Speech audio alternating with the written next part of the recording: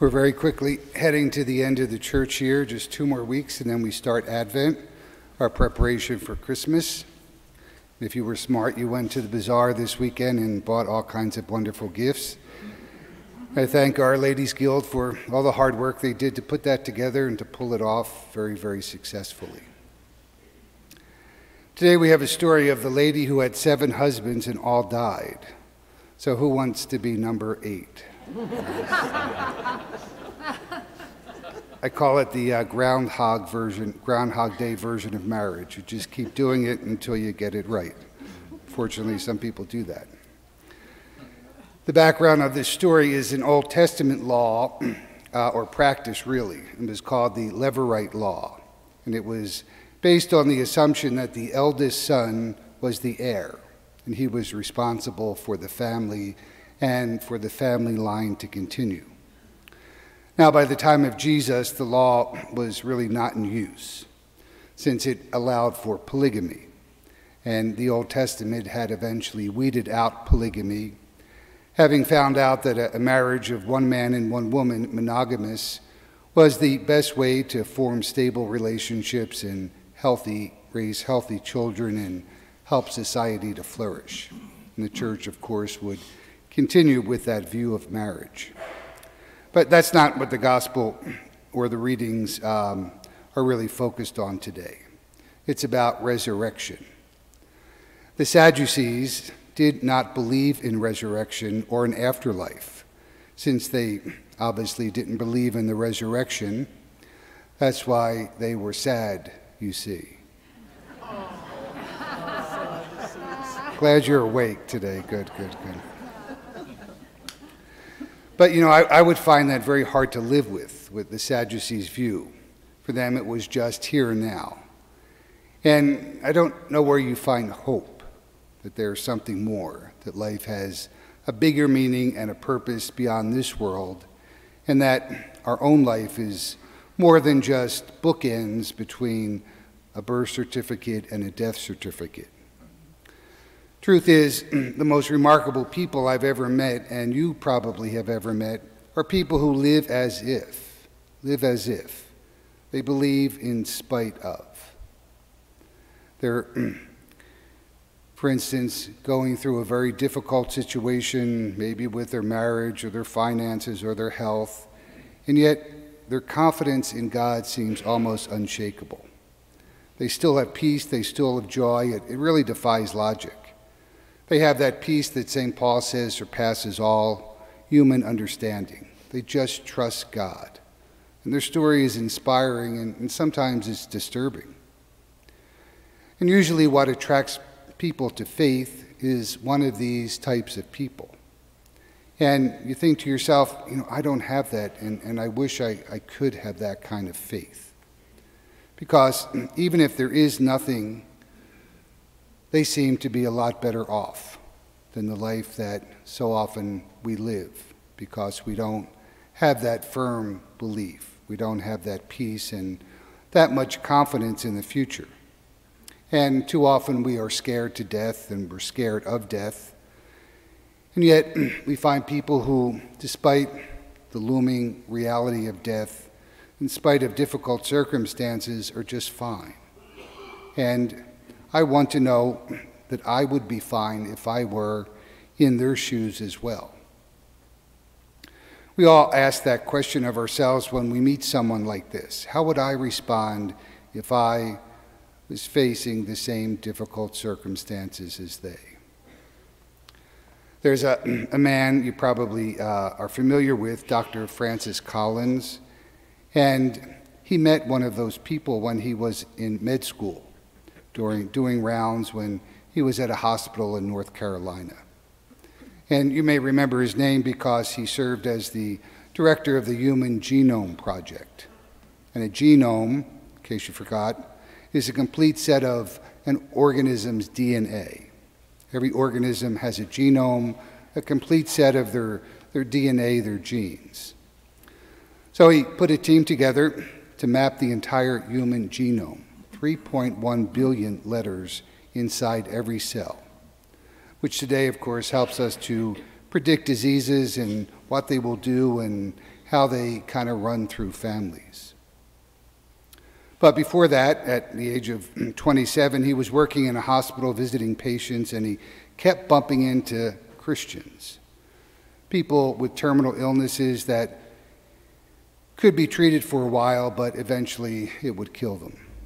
And so many of them were talking about their faith. They were talking about heaven and about being reunited with loved ones. Now, Dr. Collins had grown up in a home where his parents were agnostic, and so this was very unnerving to him. And in his book, The Language of God, he says, in response to all these encounters, if faith was a psychological crutch, it must be a very powerful one. If it was nothing more than a veneer of cultural tradition, in other words, some things that people in the South do or uneducated folks do to get through life, then why are all these people not shaking their fist at God and demanding their family and friends stop all this talk about a loving and benevolent supernatural power? I mean, they're dying, and God's not answering their prayer, and yet they have faith. And that was very unnerving to him. And then, after visiting one of his patients who was dying of a congenital heart disease, she had told him previously about her faith, and she said to him, "Doctor, I've told you what I believe, but doctor, what do you believe?" And that question wound up changing his life. He said at first he turned red, he stammered and said, I don't know really what I believe. And then he said this, faced with my willful blindness, that is, I haven't seen, but I'm not looking, I don't know, but I haven't really asked the question.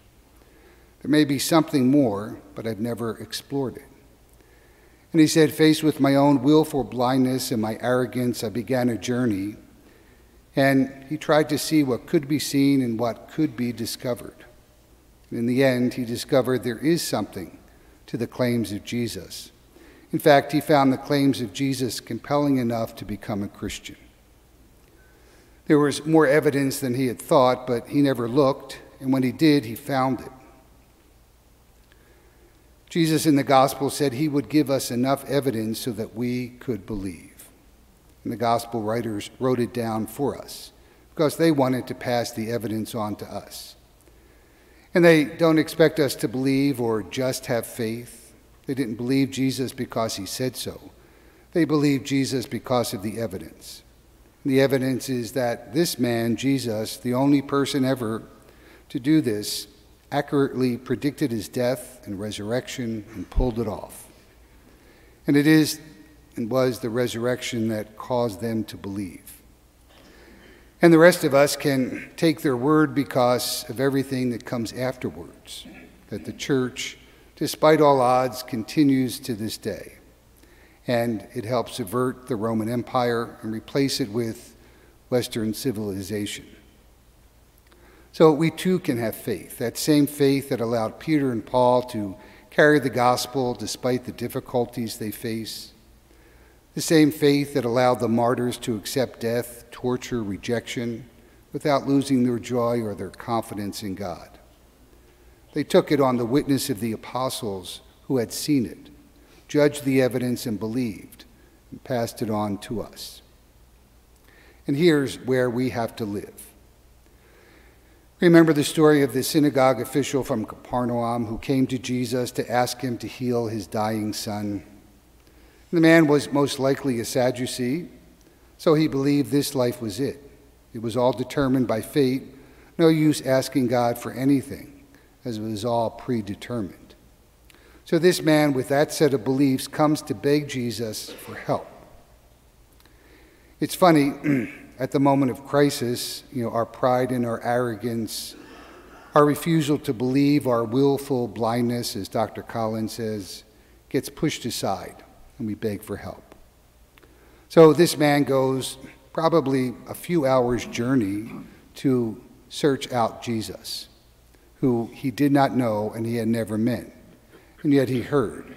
He heard about this man who could do miracles, and he comes and he begs Jesus. Now, Jesus says something interesting when he meets him. He says, "You people will not believe unless you see signs." It really wasn't a put down, it was just a statement of fact. Yes, seeing is believing.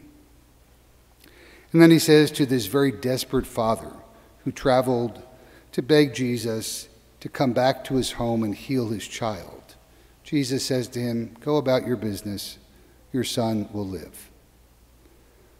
Now, at that point, what does he do? Does he return home without Jesus? He's probably thinking, if I come home without Jesus and my wife sees that I don't have Jesus with me, well, we'll probably have 2 deaths in my family today. Does he go and trust Jesus? Does he go with full confidence that his son will be okay? Does he have faith? And that's really where we need to live. That man had to return home as if his son was going to be healed. We too have to live in the midst of our troubles with that same level of trust, that same confidence and joy. Synagogue official had to make a decision, the same decision that we have to make. He decided to believe Jesus and live as if what Jesus said was trustworthy, even without the proof, even without the evidence. It hadn't happened yet. The man walked by faith, not by sight, as we say. Before the man gets home, his servants come to him and tell him his son is now well. And he asks, what time did he get better? 1 p.m. in the afternoon, they say, and he realized that was the time Jesus said to him, "Go, your son will live." And we're told that man, that household, all became believers.